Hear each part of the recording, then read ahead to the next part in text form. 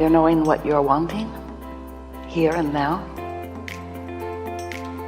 Clear about why you came.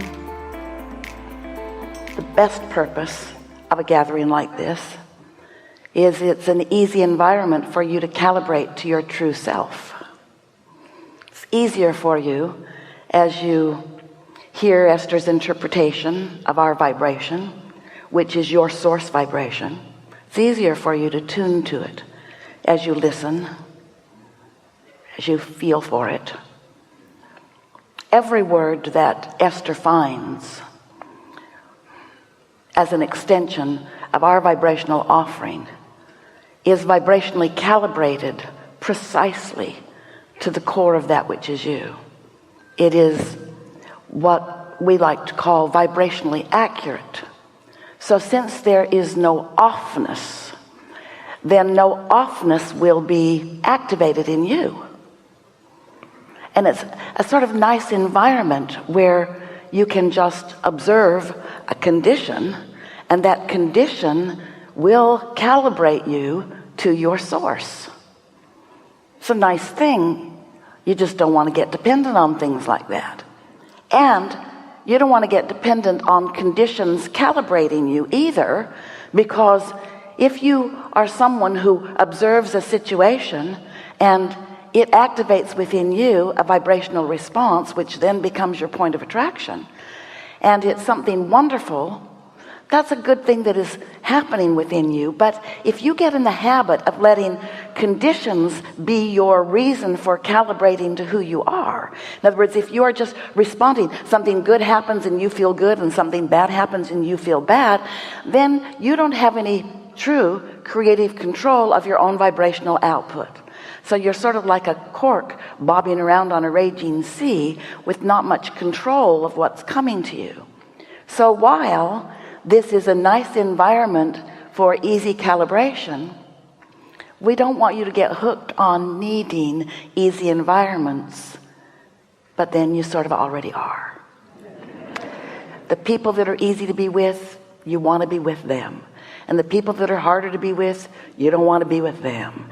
And you want to control the conditions of your life experience, because when conditions are manifesting in a way that you like, it is easier to feel good. And it sounds like a mixed message from us. It isn't, but it may sound like it for this reason.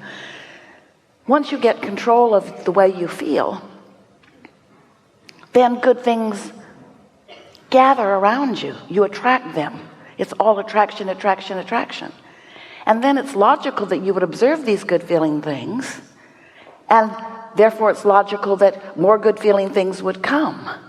But we want so much for you to understand the distinction between calibrating deliberately and calibrating by default. You want to look for the things you want to calibrate to, and you want to turn your attention from those things you don't want to calibrate to.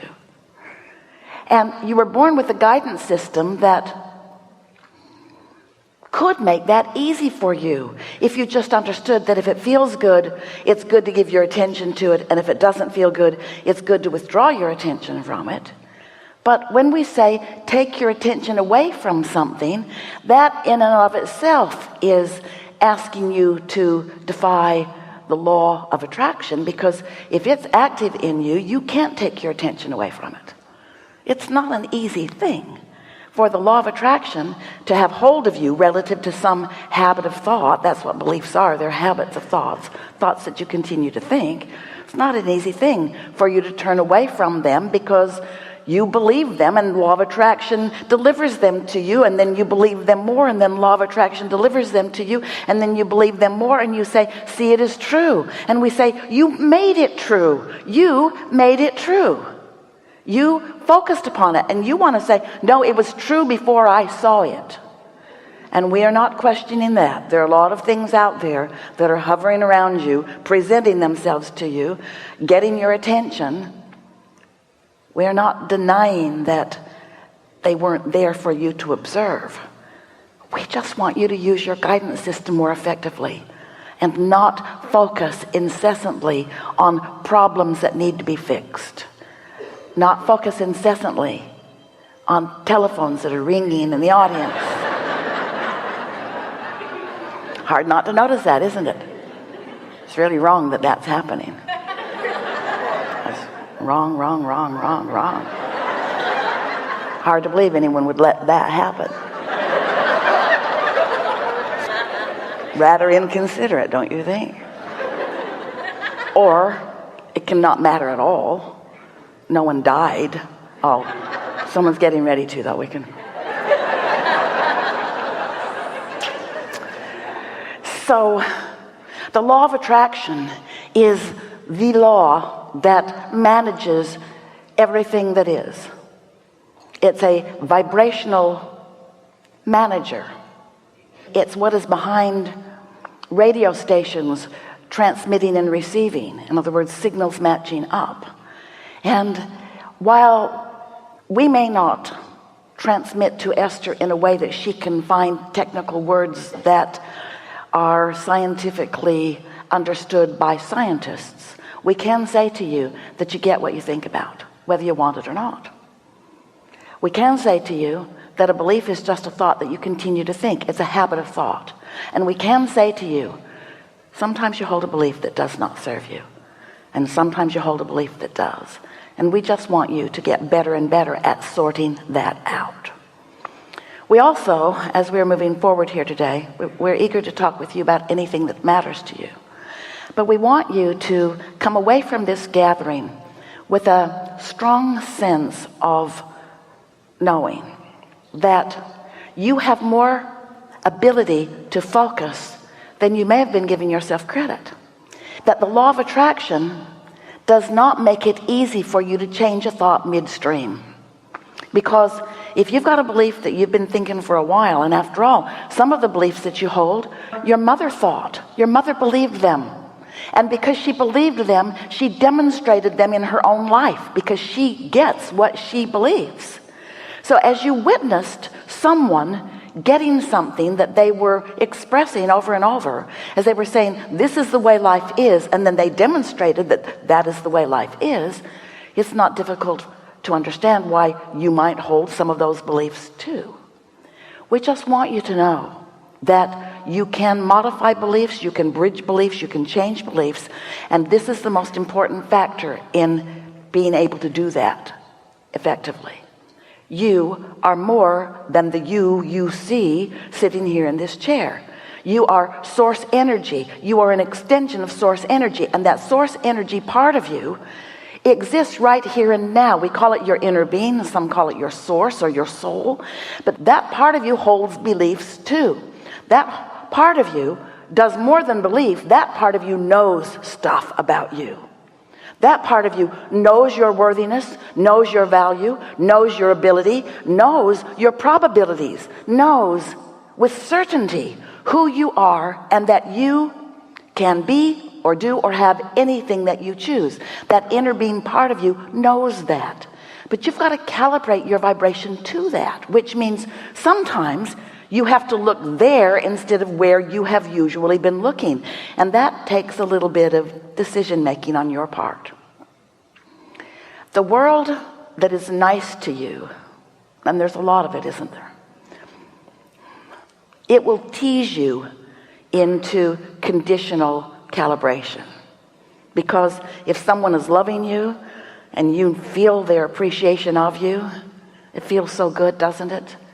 And then you will look for good feeling from that person.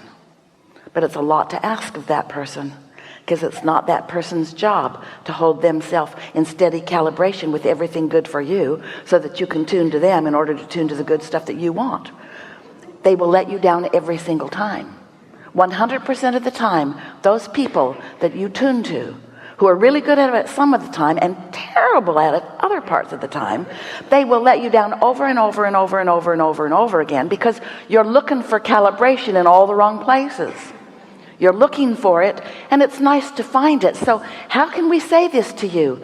Calibrate to the best of who you are, and then good things come to you, but don't get hooked on the good things that come to you. That's sort of kind of what we're saying. Your calibration will bring loveliness to you. Just don't get hooked on that loveliness as the source of your calibration. Let it be the result of your calibration, not the reason for your next calibration. Does that make sense to you? Because they can turn on a dime. There you are, bipping along, calibrating to someone who adores you. You don't even know your inner being exists. You've been calibrating to this person. And then they have the nerve of dying. Really? That just doesn't seem right. You were my reason for liking myself and now you're gone. Or they take their attention away from you as they go off to lunch. The nerve of them. Sometimes they go to work. Sometimes they want to watch something on television that you don't want to watch. They should know better than that. They should be there to serve you. But they're not going to be. They're not going to be. You want to get hooked on what is steady and sure and true. You want to calibrate to the source of who you are. And you want to do it in advance of meeting any of them in any day. Because usually, first people you meet are going to calibrate you. You get up, you blunder into your day, you get into your car, and the jackass across the street calibrates you.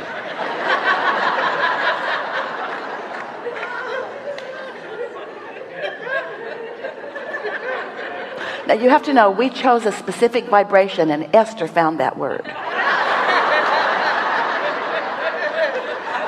We sent to her a vibration that said, those things out there that come to you that you think you don't deserve, that bother you greatly. And the word jackass was the best word that encapsulated what so many of you feel when you bump up against things that don't feel good to you. And so we just want you to understand how it works and then have fun in the daily improvement of your own calibration. Yes? Now, by calibrating, what we mean, tuning. If you've ever tuned a guitar, you know about calibration. If you've ever tuned anything, if you're even tuning your radio dial, you are, but you don't sometimes get to see the waves. It's really fun if you can watch true calibration. You can just see it come right into alignment. If you have a good ear, you can hear it come in. If you have perfect pitch, you can hear the calibration of harmonics, of voices or sounds and such. And so it's a physics, science part of your world that you are experiencing all day, every day without even knowing it. And yet you were born with the most sophisticated calibration sensor that could ever be imagined. You have source energy within you calibrated at a vibration of non-resistance, which means there's no glitch in that frequency. And as you tune to that, and it feels normal to you, and you do it often enough that it's what you really want, so it's your go-to, sort of like Esther really likes it. She goes from one house to another, and her computer gives her the choice of which printer is her default printer, because until she does that, she has to choose from a list of printers. So nice when she makes that decision, and then the computer just goes there every time, so she doesn't have to think about it every time. You know what we're talking about? Don't you want to calibrate to the truest signal of who you are, so that you don't have to think it over every time? You can just feel it. We'll talk a lot about that as we are moving forward here today. So we know you have the sense of what we're talking about. You create your own reality, which means you offer a vibrational frequency, which means that vibrational frequency is being answered by all things around. And if you're not emitting it, it's not coming back to you. So if something's coming back to you, you're emitting it. It is as simple as that. We have enjoyed this interaction immensely. We are eager to talk to you about whatever matters to you. There is nothing off limits. We're going to have a wonderful day here together. What do you want to talk about? Some things. There's a lot of trouble in this room. We're going to have a very good day here today. Just relax. Don't worry about a thing. Begin right here. Stand if you think it's you.